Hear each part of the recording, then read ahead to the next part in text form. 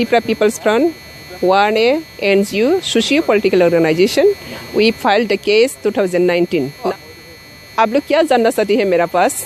वो सिटीजन से amendment case का बारे में 2019 से त्रिपुरा पीपल्स की तरफ से केस फाइल किया। तो 2 इयर्स जैसा पेंडेमिक का कारण से ये बंद हुआ।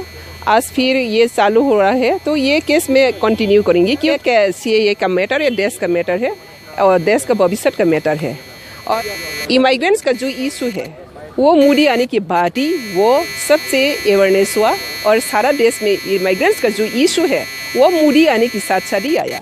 तो ये मोदी का जो CAA मैटर है, हम सब स्टेट का एक साथ नहीं हो सकती है क्योंकि स्टेट अलग अलग कंडीशन है। तो इसलिए सुप्रीम कोर्ट भी आसाम और Tripura enter the north east इसको सेग्रीगेटेड किया गया और कोर्ट जो करेगा वो हम सब मानना पड़ेगा as a Indian citizen and government तो ज़रूर मानेगा। तो सुप्रीम कोर्ट जो तय करेगा वो सब हम लोग मानना है और कोर्ट का विचार का धारा से आज इंडिया बची है।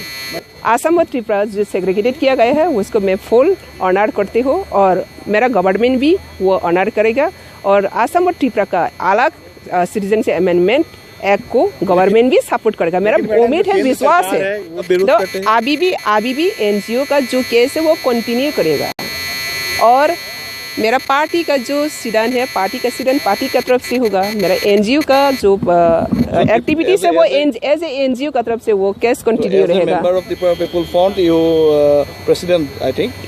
I am politically vice president state BJP। लेकिन आसाम और त्रिपुरा के लिए सब जगह के एक होने के लिए केंद्र सरकार ने कहा नहीं कहा आज तक। क्यों नहीं कहा? आसाम एंड त्रिपुरा को केंद्र सरकार भी अलग तरीके से देखने के लिए आज भी वो सिंपैथी है।